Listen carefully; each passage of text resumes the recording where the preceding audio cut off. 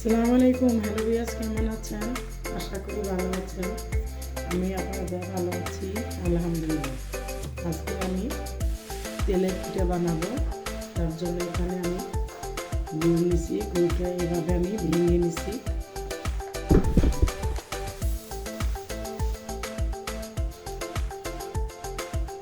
এরকম আস্ত গুড় আমি এরকম টুকরো টুকরো করে নিছি।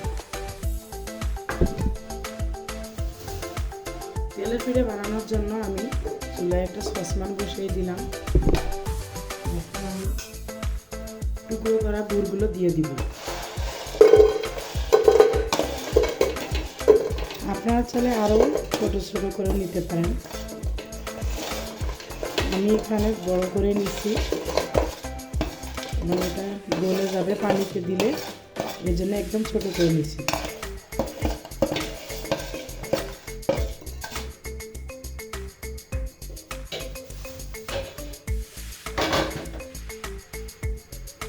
এখন আমি চুলোটা অন করে দিচ্ছি আর দিয়ে দিচ্ছি এখানে পানি।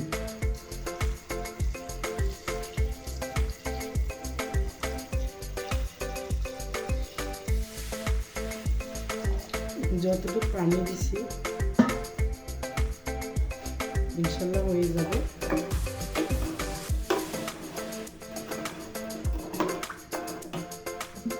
আর একটু দিব পানি, কারণ আমি 1 কেজি চাইলের গুঁড়ো নিচ্ছি এখানে। আর 1 কেজি চাইলের গুঁড়োতে 2টো গুড় কিন্তু নিলেই যথেষ্ট। আপনার মিষ্টিটা বাড়িয়ে কমিয়ে নিতে পারেন, যেহেতু এখন শীতের সময় সব পিঠেই কিন্তু ভালো লাগে।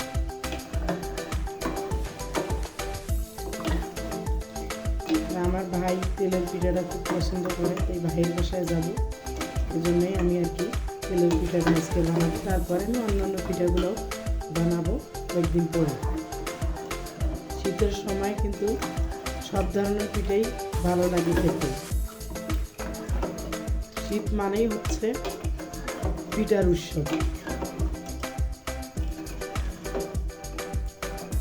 এখন আমি এখানে অন্যান্য মশলাগুলো দিয়ে দিব।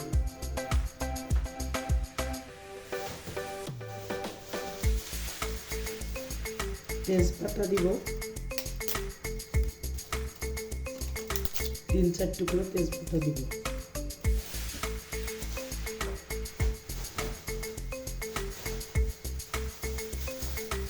দারচিনি দিব কয়েক টুকরো,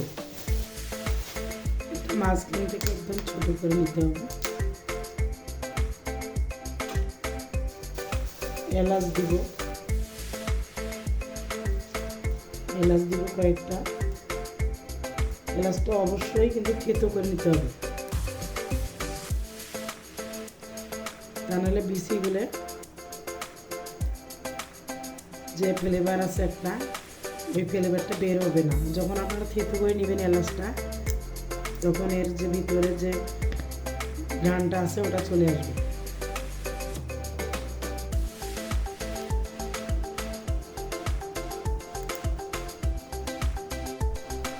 আমি এখানে তেজপাতা দিছি, দারচিনি দিছি, এলাচ দিছি।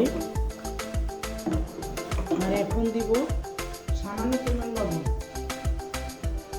লবণটা আপনারা দিতেও পারেন, নাও দিতে পারেন। আমি লবণটা দিলে, আমার কাছে লবণটা দিলে একটু মিষ্টিতে কড়া লাগে, এই জন্যই মূলত লবণটা দেওয়া, যাতে মিষ্টিটা কড়া লাগে। যারা মিষ্টি হালকা পছন্দ করেন, একবারে হালকা লবণটা স্কিপ করতে পারেন।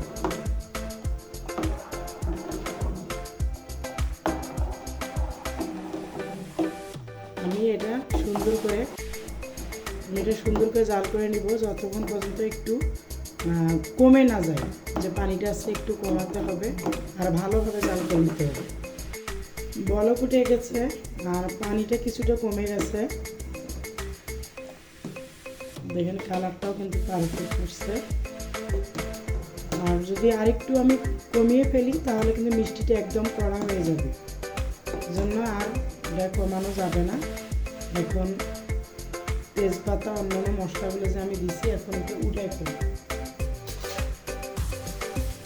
তেলের পিঠা আমরা কম বেশি সবাই বানাতে পারি, কিন্তু কীভাবে তুলতুলে নরম এবং ফুলকো হয় সেটা কিন্তু আমরা অনেকেই পারি না। কীভাবে এটা ফুলকো এবং নরম হবে তুলতুলে সেই রেসিপিটা আজকে আপনাদের সাথে আমি শেয়ার করব। এরকম একটা ছাঁকনির সাহায্যে আপনারা উঠে ফেলাবেন। যে মশলাগুলো দিচ্ছি এগুলো তো চালের গুঁড়োতে দেওয়া যাবে না, আর এটা ভেতর থেকে যে ফ্লেভারটা আছে ওটা অলরেডি বের হয়ে গেছে, এজন্য এটার এখন আমার আর প্রয়োজন হবে না। এখন আমি চুলোটা অফ করে দিব, যেহেতু পানিটা একটু কমিয়ে নিচ্ছি আমি।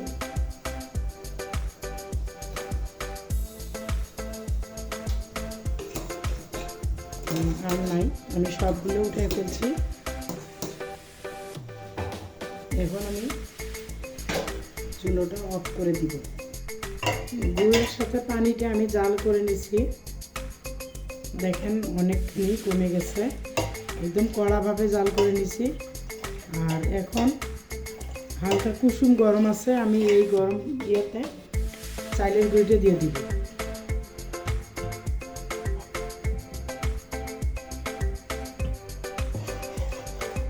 এই মিশ্রণটাই হচ্ছে মেইন। মিশ্রণ যত ভালো হবে পিঠা তত ফুলবে এবং নরম হবে।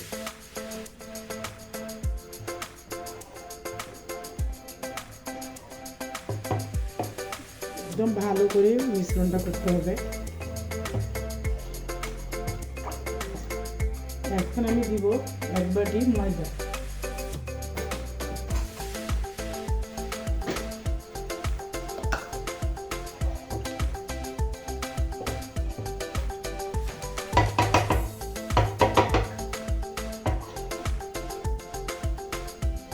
আমি পরিমাণ মতো দিতেছি ময়দাটা।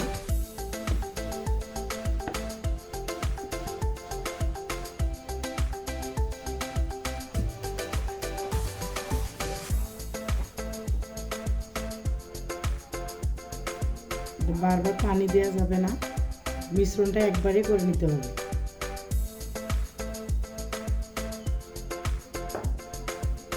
এখন আমি গুড় পানির সঙ্গে মিশ্রণটা ভালো করে নিব।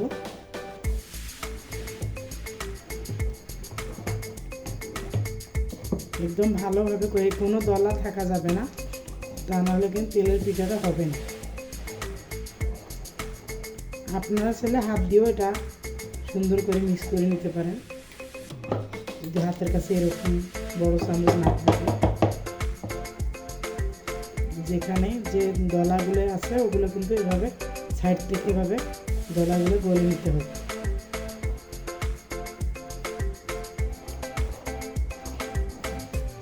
আমি যতক্ষণ পর্যন্ত সুন্দরভাবে মিক্স না হয়েছে আমি ততক্ষণ পর্যন্ত এটা লাড়তে থাকবো। চালের গুঁড়ি আমি গুড়ের সঙ্গে সুন্দর করে এইভাবে মাখায় রাখলাম। এখন এটা আমি ঢেকে রেখে দিব কমপক্ষে আধা ঘন্টা পরে আমি তেলের পিঠাটা তেলে ভাজবো। তেলের পিঠা বানানোর জন্য আমি চুলায় কড়াই বসিয়ে দিয়ে তেলটা গরম করে নিয়েছি। এখন আমি ভেজে নিব, আর 1 ঘন্টার মতো মাখায় রেখে দিয়েছি।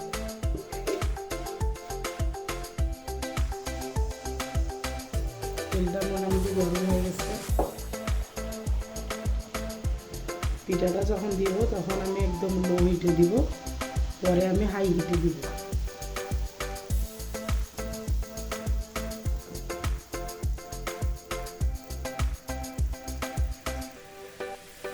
এইভাবে একটু চেপে চেপে নিতে হবে।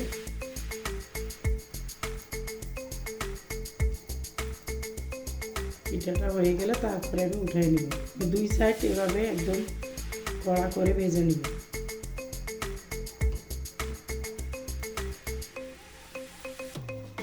যেহেতু গুড়ের পিঠা একটু সময়টা বেশি লাগে, আর এটা মেইন কাজ হচ্ছে একদম মাথায় রেখে দিতে হবে আধা ঘন্টা থেকে 1 ঘন্টা।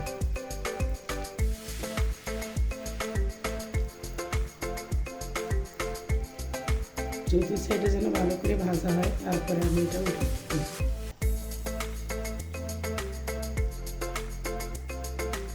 চুলোটা অবশ্যই মিডিয়ামে দিতে হবে যেন পুড়ে না যায়।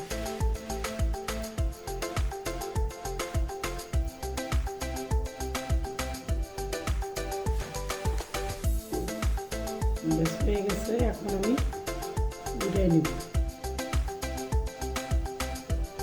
আমি অন্য একটা পিঠে দেওয়ার সময় অবশ্যই জালটা একটু কমে নেব।